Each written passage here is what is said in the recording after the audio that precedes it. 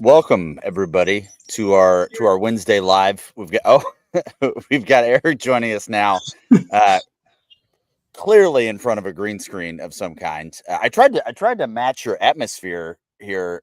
Eric, I just can't do it. I did my best. It's raining out here. It's dark. It's muddy. This is what I'm stuck with. No, it's okay. We were just lamenting that Coach is about the only person that's actually calling in from home today, which is great. Where the hell's Kelton? Well, all right. I think we should talk about that. I think I think the people want to know that Kelson just went on the only thing that I can describe it as a discount RV trip. The only thing he's talking about is how much money he saved on this thing. You want to tell us, Kelson, exactly what you're doing here? Took a one-way RV trip from Texas to Orlando. We spent 5 days in the Destin 38 area before at an RV resort. Which I must tell you, I advise every Texas fan to find their way to 38 this time of year. And if you can do it at an RV resort, you get every ounce of SEC country that you can imagine there. I was not prepared as I should have been. I mean, they had tables, chairs, and it sounds like a low bar. No, I'm saying like but you saw it. They only own SEC gear. They go to a school. Oh, I see what you mean. Okay, that's all they own. They only own the school's gear. So it was a fun week though, because you see the Georgia fans, the Auburn fans, Tennessee fans. Some Florida fans were there. So yeah, it was a fun and funny week. Spending some time in SEC. Is that country. A name tag? Is that a name tag you're sporting? Hi, I'm Drew. It's like. I also like to point out he's been hitting that word resort real hard after RV. Yeah. Not park. Not RV park. Hitting resort. It was RV resort. I'm telling you. Hey, 30A is tough to beat. I would, at some point, need something near the beach. I don't know. 30A is nice. 30A is really nice. That's where Tom Herman. Nice. That's where Tom Herman spent his buyout money when he left Texas. He got his buyout house on 30A just to bring it back towards UT football. SEC country, man.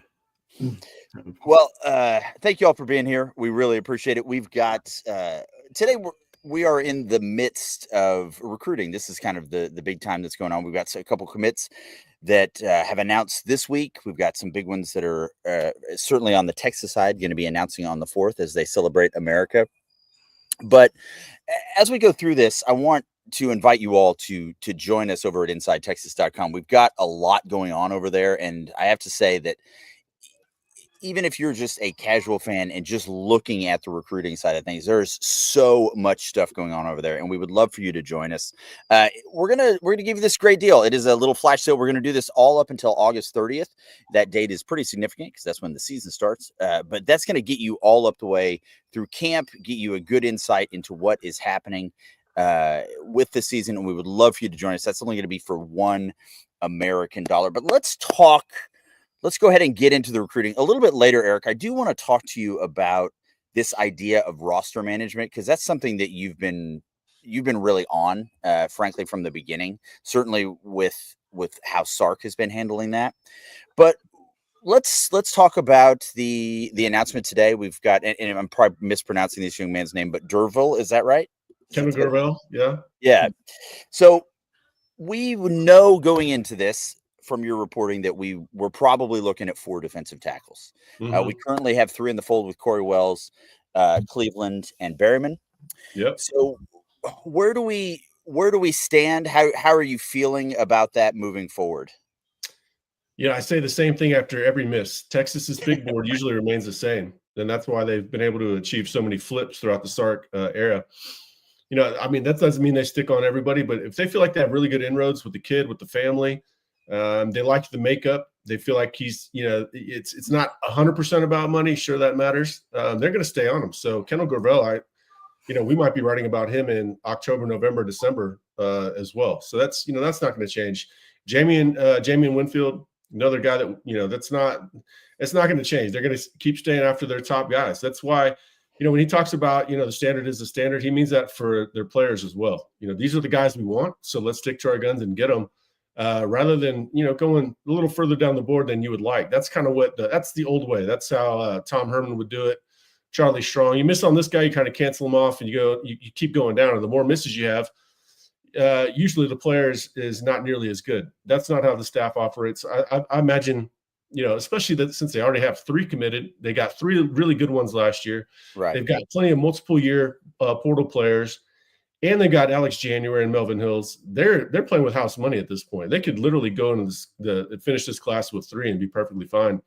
So now they're just going to stick to their guns. It would be the worst time of all time to just go take somebody just to take somebody. You've been following this also pretty closely, Coach. Is there anything you want to add to that? Here's the thing. I think Eric hit the nail on the head with this one. Like, they're playing with house money. You look at the guys they took in the portal, man, that says a lot. That gives you a little bit of crease to say, okay, if I got 3 guys, say they finish with 3 guys, they're still in a good spot. They got so much young talent. Then you got the portal that's coming up, next season. So you don't have to panic. I know if everybody wants to panic, it seems like we miss on a kid, but like, you don't have to panic. It's not December. Nobody's put pen to paper yet. They're still going to recruit the guys, recruit your big board, like Eric just said. So for me, like, it's okay. You didn't get this 4th guy. There's plenty of other defensive tackles that you're still going to target and go after that's on the board. Like he just mentioned, Jamian Winfield, Keith Doty, another kid out of Mesquite T, right? So there's other options out there. You not just settle on one guy if you miss him. Hey, but you continue till December, recruit that guy till December. You never know what happens. One of the things that we've talked about a lot with this is, and on Wednesdays, if you join us over at InsideTexas.com, you'll see that Eric will often do his Q&A about things, and a couple of those really stuck out to me today, Eric.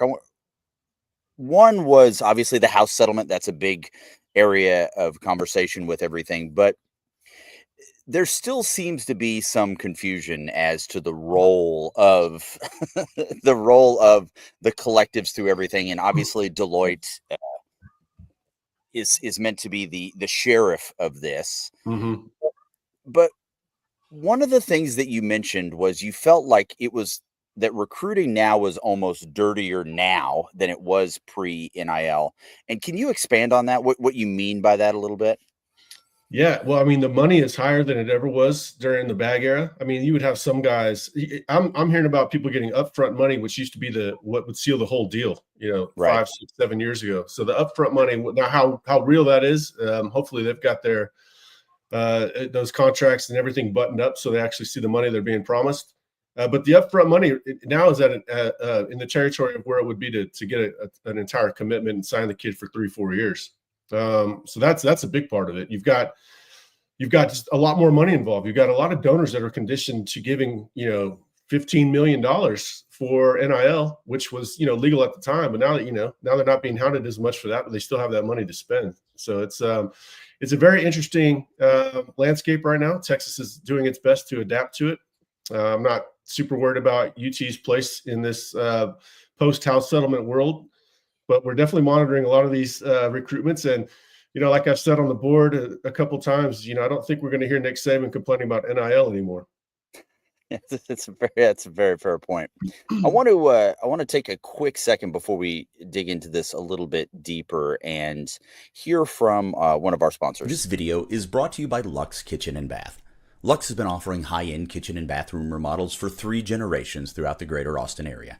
With 5-star review after 5-star review on Google and Facebook, and an A+ rating from the Better Business Bureau, you can put your faith in Luxe Kitchen and Bath's award-winning designers and skilled craftspeople to bring to life that dream vision of your special home. But that's not all. Luxe's all-star team provides full remodels, large additions, and even commercial build-outs as well. So call Luxe Kitchen and Bath at 833-358-LUXE today. Or visit luxekitchenbath.com to discover where quality meets luxury and begin the process of transforming your home. Get a free quote today by calling 833-358-LUXE. That's LUXE. Or by visiting luxekitchenbath.com. Link in the description. So, Drew, when you guys were, stood in line waiting for the latrine at this resort, what, talking to fellow SEC people, what was the common sentiment amongst like Texas being in the fold? And I'm just curious because you did have some, obviously ground level experience with the fan bases? So I mean, truly ground level, truly ground level. I mean, Right. these are fans that eat, sleep, and breathe this stuff. Honestly, there's a lot of respect. If we would have come in and done anything other than what we showed up and did, I honestly think it would have been different. But the thing that stood out to me the most is I have a better sense of why SEC fans root for SEC teams when they play other conferences. So one Okay. thing that was odd this year was just the number of people who were just saying, y'all got to go beat Ohio State. I'm like, why are you all talking about Ohio State? But I do Right. think there's a sentiment that SEC is the toughest conference in the country. They fight like hell every week. And if a team beat you and won the SEC championship, or if a team has done really well and they're going to the playoffs, you don't want your loss to be for naught, Sure. because you have to battle through these seasons in the SEC. So I get why when they get to these out of conference games, why they want to see SEC represented well, because there's no guarantee for any SEC team in any year, especially in the environment we're in now, that they're going to go on and win a national championship. So as you start a year and you finish a year, you want to make sure you can walk away with it respectfully, even if you lose. That's not a mentality we're used to.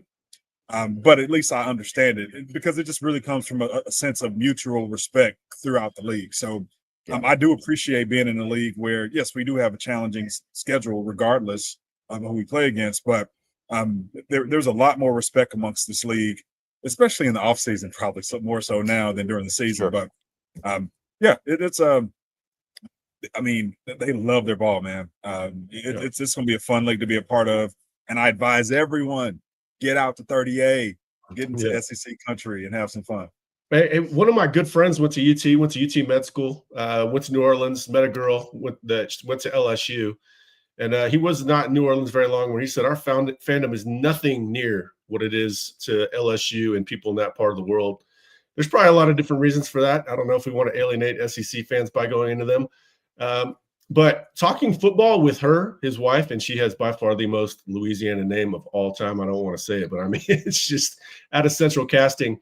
She knows her freaking football, and it doesn't matter if it's college, NFL. She is talking at it at a higher level than a lot of people, which truly backs up his claim. But yeah, it is different in the SEC. It literally means more. So many cliches in life are true. You're going to know that, especially if you have kids or whatever. All these cliches become true. It does mean more to these people.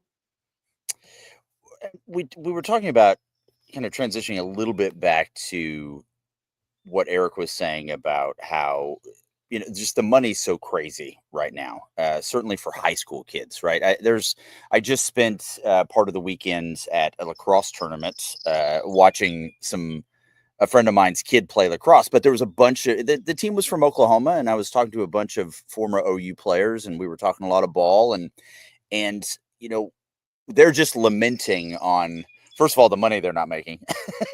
And the other is just how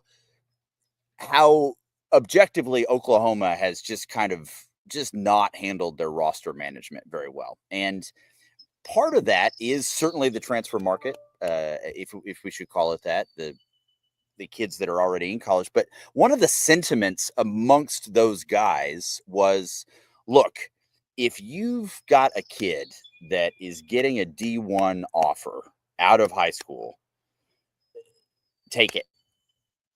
Because, if you can prove yourself at that level and then transfer, that's really where your time is. Because it's so much harder for high school kids now in these programs, because they're competing against other college kids for those same roster spots. And it's a lot more difficult for them.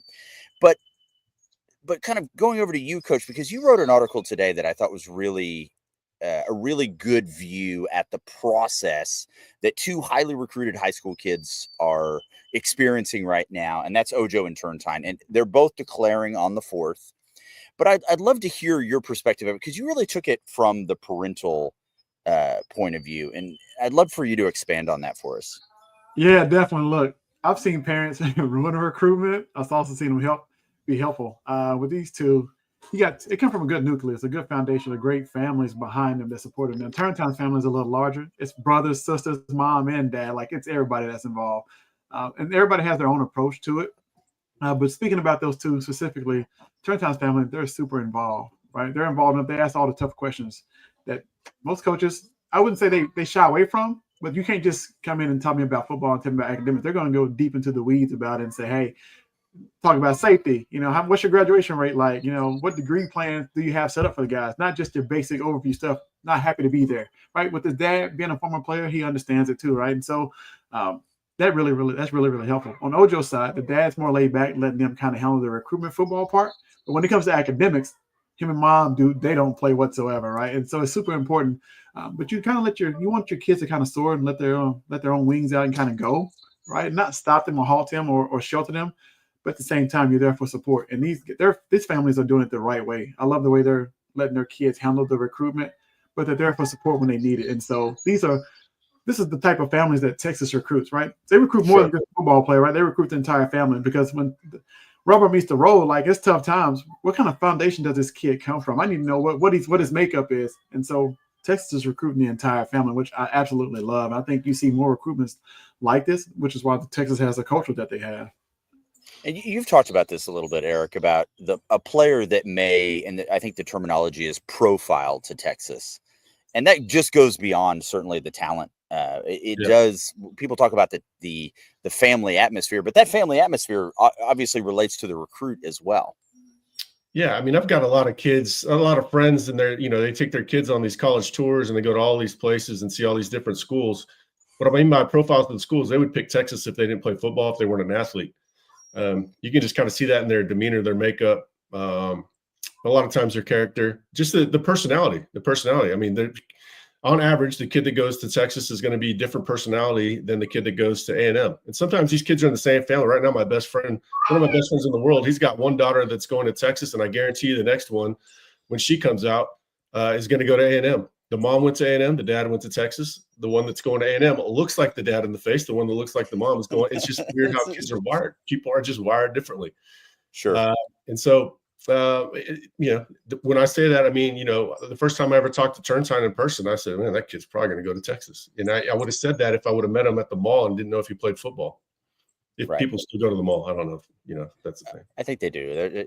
They're generally in tracksuits and they walk around. I mean, if people are going to RV resorts still, they still go to the mall too, probably. Y'all are really using that term loosely, resorts. I'm just going to say, guys, you probably need a fiduciary financial advisor. And I've got the guy for you. His name is David McClellan with Forum Financial. He works broadly and deeply with his clients as a financial life coach. And he should know something about coaching because he won several national championships as a swimmer for the University of Texas. He specializes in financial planning and has contributed numerous articles to Kiplinger on the topic of retirement tax bombs. So contact David today to be your fiduciary financial planner and schedule a 1-hour consultation to assess your financial situations.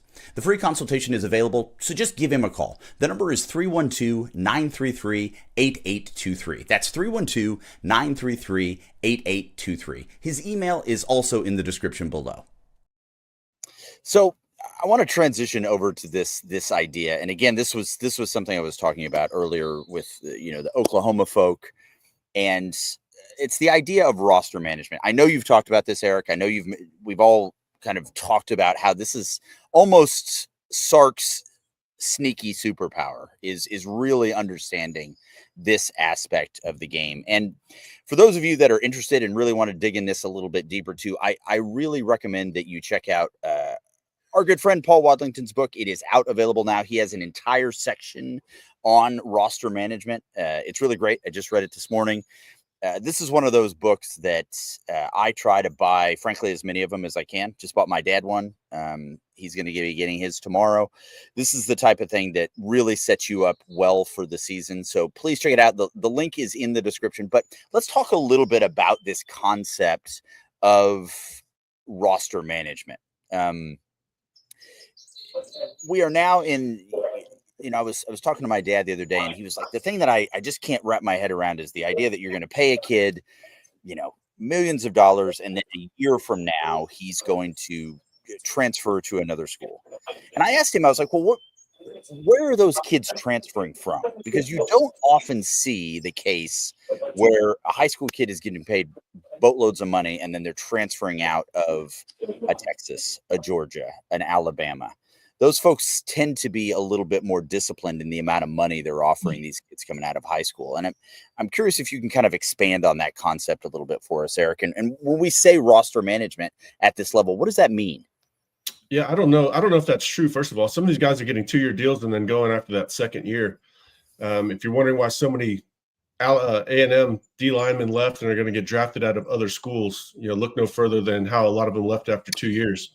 And I explicitly did not mention A&M in my list. Yeah, well, and then there's another one that Texas lost the player this cycle already. That's basically got a 2-year deal. I doubt he leaves after that first or second year. And I'm not sure he's worth what he got. But yeah, there's a lot of 2-year deals. A lot of these guys are sticking around because that's where the money is, and that's maybe there you got overpaid for because you can miss on evaluations or you can miss on how quickly that kid is going to make an impact. You don't really want dead capital on the bench. That makes no sense.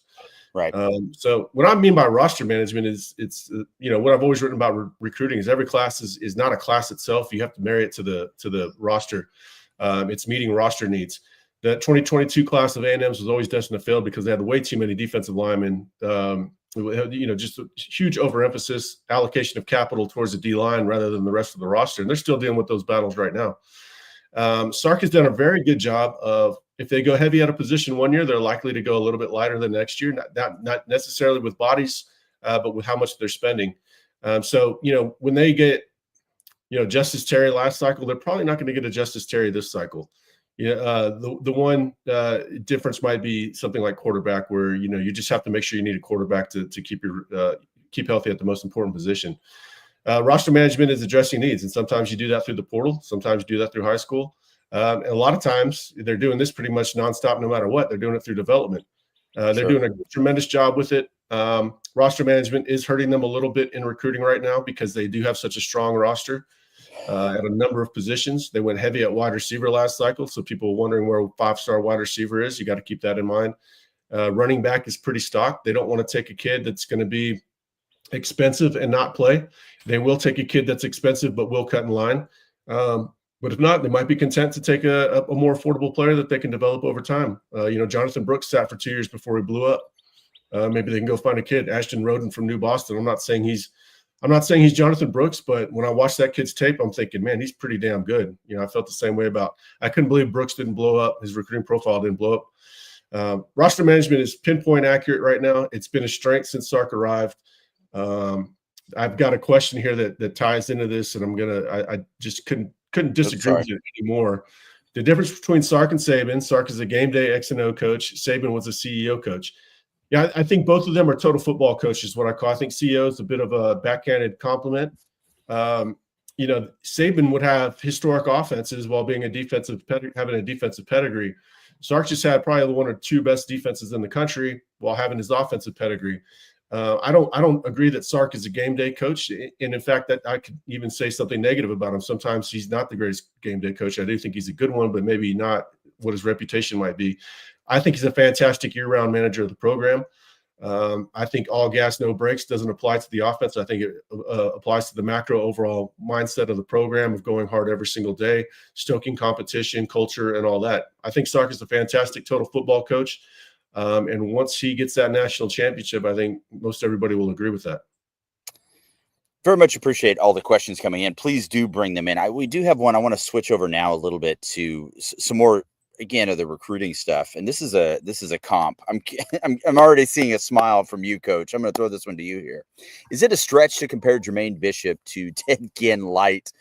Ginn was a top CB in this class and then turned wide receiver. We're talking about a freak athlete here. So what are your thoughts on this? Ted Ginn could run. He was a total athlete, but Jermaine Bishop is different. I'm sorry. Yeah, Ted Ginn just outran everybody. I'm glad you said that, Coach. I was watching this one closely. Yeah. I never seen Ted Ginn run many routes. It's either quick screen or run by somebody, right? Or quick Absolutely. But now in the return game, he was dynamic and special. I know he was listed as a corner coming out of high school, but he ended up being a receiver. But Jermaine Bishop's a total different type of athlete. I'm sorry. I would say Ginn was a straight line guy, where Bishop could move any single direction that he wants. Gideon would use his straight line speed very well. That's why he was good on returns.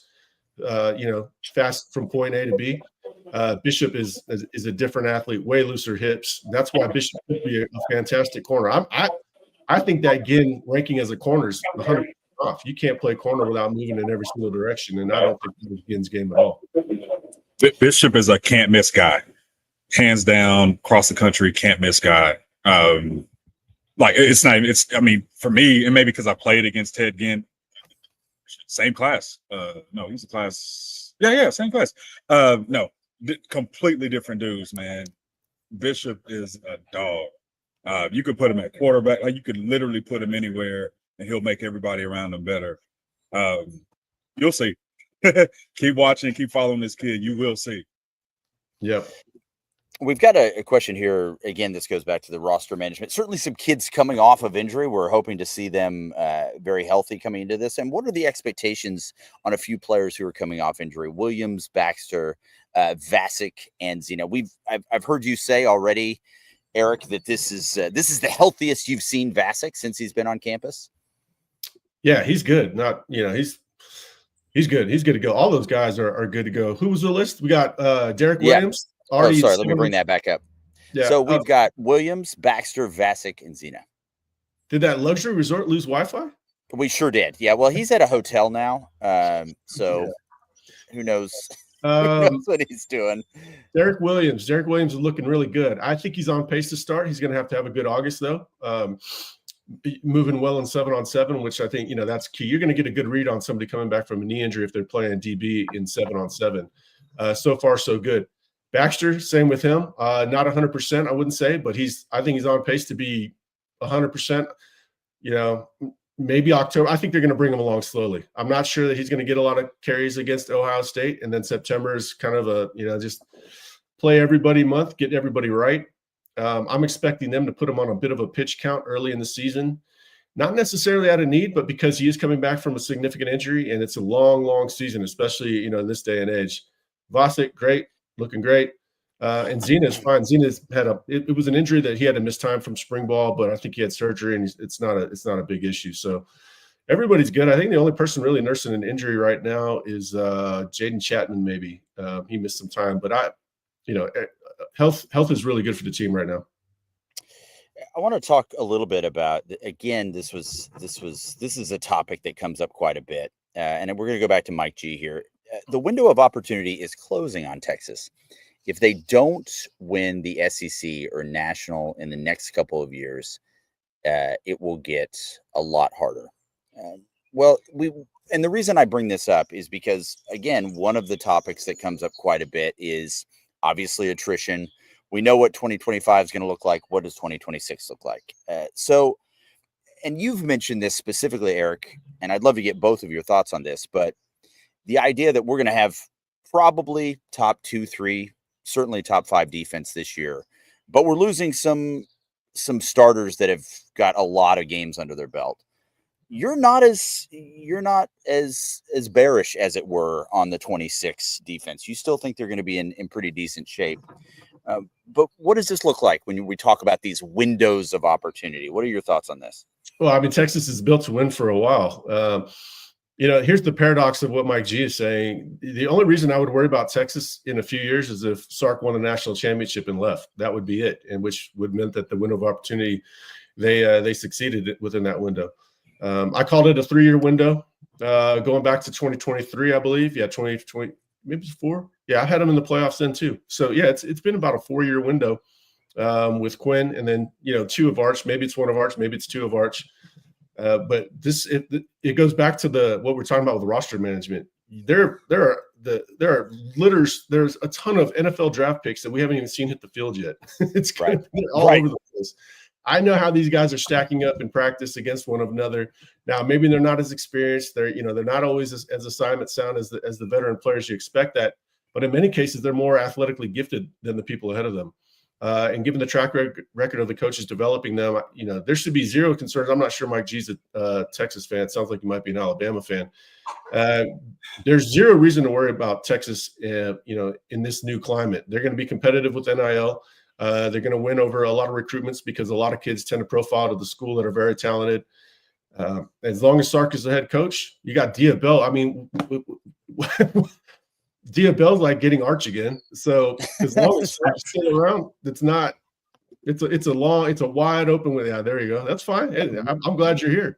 Man, you probably wouldn't have liked me in 2023 when I told the world to take the money line on Texas going into Tuscaloosa. But I can definitely respect an Alabama fan, the success that they've had. So I'm not even down on Kalen DeBoer, man. I'm a Kalen fan. Ate our lunch in the Sugar Bowl. But yeah, Sark isn't going Texas isn't going anywhere as long as Sark is the head coach. This is a sentiment, and I'm give this one to you, Coach, because Max is bringing this up. Is the idea of too many 3-and-dones. Now, I can understand where this mentality is coming from. This mentality comes from a certain vintage. Let's just say I could probably profile Max's age if I really needed to here with this question. But let's say your 3-and-done is Kelvin Banks. So you're not going to take that? Like, are you not going to? I mean, this is the way that this works with the attrition, which is ostensibly happening with the Big 12, the Pac-12.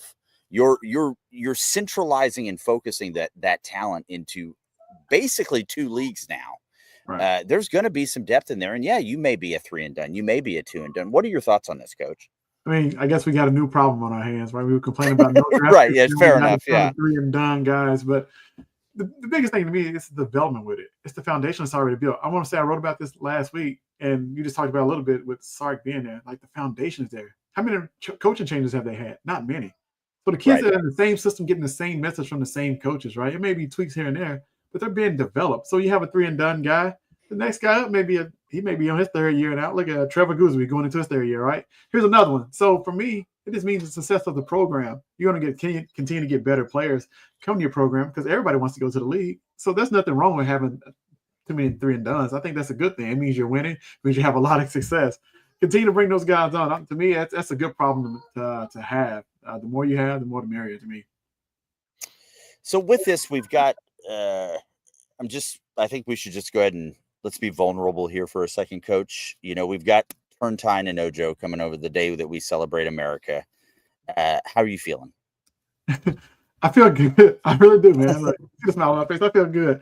Like, I know I'm gonna get some good food, right? I get to hang around with what I consider family now. At this point, you kind of get to know these families and the kids, and so I feel like I'm gonna have orange smoke. Especially some more. Are we doing the smoke? We're playing the smoke game again? It's outside, so I know it's gonna be some fireworks. I think Ojo's inside of his high school, so no fireworks unless we got to call fire marshals or somebody. But I'm trying to make both of those. They're 30 minutes apart in announcing. I think it's like a 25-minute drive in between. So I'm gonna try to go to both of those, and hopefully, I go 2 for 1. I go 2 for 2 this time, and I'll have a winning record of 4th of July commitments. I hope that you are paying attention to this, ladies and gentlemen, because our very own coach is not celebrating with his own family on the 4th of July. He is out there getting the information for you. So join us. Come on over to InsideTexas.com. It's $1. It's going to get you to August 30th. Poor Coach is absolutely going to be doing the Lord's work, getting that. It's the middle of the day. They're not announcing it at night. Hey guys, we can pump his tires a little bit here, Eric. Like, we don't. But I look like a bad boss if he's over nobody there. said that. Yeah, and it's his twin daughter's birthday, and it's no. Hold on a second. Hold on. Middle of the day. Okay. All right, fine. I guess it's not that big a deal, Coach. I'm sorry. No, it is a big deal. I am appreciative for sure. Okay. We're good. Look, they're too young to pop fireworks. We're just going to like Clyde Warren Park at like 7 o'clock at night so they can watch it. I'm not getting next to any fireworks, and they're just going to watch from afar. So we're good.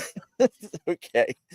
Well, listen, we really appreciate you all being here. Thank you so much. Please join us over at InsideTexas.com. There's a lot that is going to be happening over the next few days, certainly with some major recruits that can have a major impact on Texas moving forward. And please do check out, get this book. It is to me, officially the start of the season is when Paul publishes this. This is his 13th edition, y'all. He's been in on this.